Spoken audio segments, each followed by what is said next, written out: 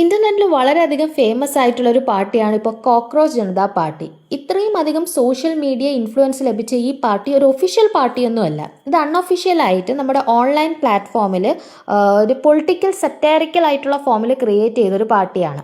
ഇതിൻ്റെ സ്റ്റാർട്ട് ചെയ്യാനുള്ള റീസൺ എന്താണ്, ആരാണ് സ്റ്റാർട്ട് ചെയ്ത, പിന്നിലുള്ള മോട്ടീവ് എന്താണ്, ഇതൊക്കെ നമുക്കൊന്ന് നോക്കാം.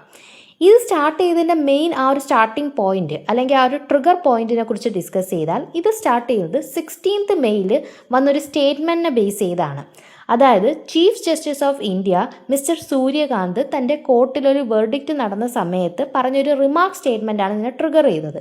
അദ്ദേഹം പറഞ്ഞതെന്ന് വെച്ചാൽ നമ്മുടെ സൊസൈറ്റിയിൽ കുറച്ച് ആൾക്കാർ പാരസൈറ്റായിട്ട് ബിഹേവ് ചെയ്യുന്നുണ്ട്. ഈ ഗ്രൂപ്പ് ഓഫ് ആൾക്കാരാണ് പിന്നെ സോഷ്യൽ മീഡിയ ആക്ടിവിസ്റ്റായി മാറുന്നത്, അതുപോലെ തന്നെ എന്താണ് RTI ആക്ടിവിസ്റ്റായിട്ട് മാറുന്നത്.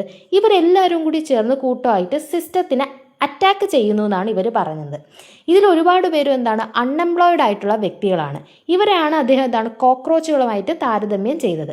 ഇങ്ങനെ താരതമ്യം ചെയ്തപ്പോൾ അത് വളരെയധികം ആ ഒരു സ്റ്റേറ്റ്മെൻറ്റ് വൈറലാവുകയും അതെന്താണ് നമ്മുടെ ഇന്ത്യൻ സിറ്റിസനെ ഹേർട്ട് ചെയ്യുകയും ചെയ്തു. എസ്പെഷ്യലി ഇദ്ദേഹം മനഃപൂർവ്വം നമ്മുടെ ഇന്ത്യയിലുള്ള അൺഎംപ്ലോയിഡ് ആയിട്ടുള്ള യൂത്ത്, അതുപോലെ തന്നെ എന്താണ് ആക്ടിവിസ്റ്റ്, അതുപോലെ തന്നെ ജേർണലിസ്റ്റ്, സിസ്റ്റത്തിനെ ക്വസ്റ്റ്യൻ ചെയ്യുന്ന ആൾക്കാർ, ഇവരെല്ലാവരെയും കൂടെ മാസ്സായിട്ട് എന്താണ് ഇൻസൾട്ട് ചെയ്യുന്നതായിട്ടാണ് ആൾക്കാരിത് മനസ്സിലാക്കിയത്. ഇതിൻ്റെ ഭാഗമായിട്ട് ഒരുപാട് എന്താണ് കാര്യങ്ങൾ പുറത്തിറങ്ങുകയും അതിൻ്റെ പാർട്ടായിട്ട് തൊട്ടടുത്ത ദിവസം അഭിജിത്ത് ദീപ്കർ എന്ന് പറയുന്ന വ്യക്തി അദ്ദേഹം എന്ത് ചെയ്തു, ഈ കോക്രോച്ച് ജനതാ പാർട്ടി എന്ന് പറയുന്ന ഒരു പാർട്ടി ഫോം ചെയ്യുകയും ചെയ്തു ഓൺലൈനിൽ. ഇത് ഫോം ചെയ്തത് ഇദ്ദേഹം എക്സിലാണ്, അതായത് ഫോർമർ ട്വിറ്റർ അക്കൗണ്ടിലാണ് ഫോം ചെയ്തത്. വളരെ എന്താണ് ഒരു ജോക്ക് എന്ന ഫോമിൽ ഫോം ചെയ്തൊരു സംഭവമാണ്. ഇദ്ദേഹം പറഞ്ഞതെന്ന് വെച്ചാൽ ഇതിൽ ജോയിൻ ചെയ്യാനുള്ള ക്രൈറ്റീരിയ എന്ന് പറയുമ്പം വ്യക്തി അൺഎംപ്ലോയിഡ് ആയിരിക്കണം, ബൈ ഫോഴ്സ് ആയിരിക്കാം അല്ലെങ്കിൽ ബൈ ചോയ്സ് ആയിരിക്കാം, ഓൺലൈനിൽ ഒരുപാട് ടൈം സ്പെൻഡ് ചെയ്യുന്ന ആളായിരിക്കണം, മോർ ഓവർ ലേസി ആയിരിക്കണം, പക്ഷേ ഒരു സ്ട്രോങ് എല്ലാ കാര്യത്തെയും കുറിച്ചൊരു സ്ട്രോങ് ഒപ്പീനിയൻ ഉള്ള ഒരു വ്യക്തിയായിരിക്കണം.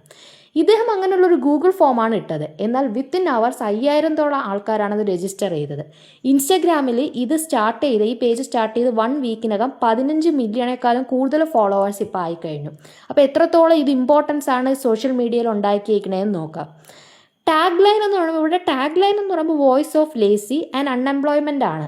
എന്നാൽ ഇവർ ഇതിൻ്റെ പിന്നിൽ കൊടുക്കുന്ന ഒരു പൊളിറ്റിക്കൽ മെസ്സേജ് ഉണ്ട്. ഇവർ പറയുന്നതെന്ന് വെച്ചാൽ ഈ ഒരു ഇതെന്ന് പറയുന്നത് voice of the people who the system forgot to count എന്നാണ്.